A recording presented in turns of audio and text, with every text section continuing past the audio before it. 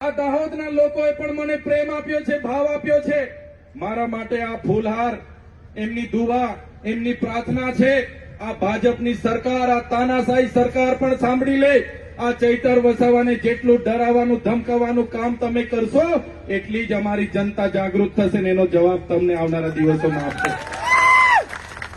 ત્યારે સાથીઓ, આ તાનાશાહી સરકાર સામે અમે અમારા પરિવારના જોખમે લડીએ છીએ. અમે અમારા બાળકોની ચિંતા નથી કરતા, અમારી માતા પિતા, અમારા ધર્મપત્નીઓની ચિંતા નથી કરતા. અમે તમને ન્યાય અપાવવા માટે લડીએ છીએ, તમારી સાથે અન્યાય માટે લડીએ છીએ. એ ચાહે કંપનીવાળા અન્યાય કરતા હોય, એ ચાહે પોલીસવાળા અન્યાય કરતા હોય, એ ચાહે જંગલ ખાતાવાળા અન્યાય કરતા હોય, કોઈ પણ લોકો અન્યાય કરતા હોય, ભાજપવાળા કરતા હોય કે કોંગ્રેસવાળા કરતા હોય, આગળ પણ તમારા ન્યાય માટે લડીએ છીએ, લડ્યા હતા, આજે પણ લડીએ છીએ અને આવનારા દિવસોમાં પણ તમારા માટે છેલ્લા શ્વાસ સુધી લડવા માટે અમે તૈયાર છીએ. પણ મારા વડીલો, તમારા આશીર્વાદ અમને હર હંમેશ જોઈશે. તમે ઘરે બેઠા અમારા માટે પ્રાર્થના કરો, દુઆ કરો, એના થકી જ અમે બોલી પાડીએ છીએ. એટલે જ અમને હિંમત છે, એટલે જ અમને તાકાત છે. બાકી આ ભાજપવાળા અમને ક્યારના પૂરા કરી દે. આ ભાજપવાળા અમારું પૂરું કરી નાખે, અમને ખોઈ નાખે. બસ તમારો આશીર્વાદ છે તો આમ આદમી પાર્ટીની ટીમ આ ચૈતર વસાવા હિંમત રાખીને લડે છે. આજે આ વ્યવસ્થા તમે જોઈ લો. આજે વ્યવસ્થામાં આજે આદિવાસી સમાજ જાગૃત થાય એ પણ આ ભાજપના નેતાઓને ગમતું નથી. ભેગો થાય એ પણ ગમતું નથી. અધિકારો માંગે એ પણ ગમતું નથી. બજેટમાં કેટલી ગ્રાન્ટ આવી એની માહિતી માંગે એ પણ ગમતું નથી. આટલું કરે તારે પણ આપણા લોકોને હેરાન કરવામાં આવે છે.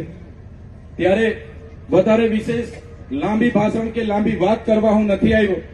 બસ અહીંયા મારા સંતો, મહંતો, મારા વડીલો બેઠા છે, મારી માતાઓ બેઠી છે. બસ તમને હું વિનંતી કરવા આવ્યો છું, અમને આવનારા દિવસોમાં સહકાર આપો. આ અતિ પછાત દાહોદ જિલ્લાને કઈ રીતના બહાર લાવવો છે એના માટે અમે ચિંતન કર્યું છે. અમે બધા જ વિસ્તારોમાં ફરીને બધાના અભિપ્રાયો લીધા છે, એનાલિસિસ કર્યું છે. તમામ દાહોદ જિલ્લાના શૈક્ષણિક સંસ્થાઓ સારી રહે, આંગણવાડીઓ સારી રહે, આવનારા દિવસોમાં ખેડૂતોને પોતાના પાકના ભાવ સારા મળે, ભણેલા ગણેલા યુવાનોને રોજગારી મળે અને એ જ પ્રકારની આ દાહોદ જિલ્લાને અતિ પછાત જિલ્લામાંથી આવનારા દિવસોમાં કઈ રીતના બહાર કાઢી શકાય એ પ્રકારના અમે બધા જ ચિંતિત છે. ત્યારે વધારે વાત નથી કરતો, પણ ટૂંકમાં કેમ છું કે દાહોદ જિલ્લાને આવનારા દિવસોમાં જો આપણે બીજા જિલ્લાઓની હરોળમાં લાવવો હશે, આપણા લોકોને સ્થાનિકમાં રોજગારી મળે એવું કરવું હશે તો તમારે બધાએ જાગવું પડશે. નહીં તો આ જ ભાજપના લોકોને લાવશો તો મનરેગામાં આપણને ગામમાં રોજગારી મળતી હતી, એમના મંત્રીએ કૌભાંડો કરીને રોજગારી બંધ કરી દીધી. આ જ વિસ્તારમાં નલ સે જલના નામે હજારો કરોડના રૂપિયા ખાઈ ગયા, નળમાંથી પાણી નથી આવતું. એ જ પ્રકારે આપણે 73 ડબલ એની જમીનો આપણા દાહોદમાં આપણા મૂળ માલિકોની વેચાઈ ગઈ, એને પણ કોઈ જવાબ નથી મળતા. એવા અનેકો કૌભાંડો આ લોકોના ચાલુ રહેશે. તો પરિવર્તન લાવવા માટે હું તમને વિનંતી કરવા માટે આવ્યો છું. આજની સભામાં આપ સૌ દૂર દૂરથી સ્વયંભૂ પોતાના રીતે અહીંયા ઉપસ્થિત થયા છો. એવા તમામ વડીલો, યુવાનો, માતા બહેનો અને મારા મીડિયાના તમામ મિત્રો અને પોલીસ અધિકારીઓ તમામ આપ સૌ અહીંયા ઉપસ્થિત થયા છો.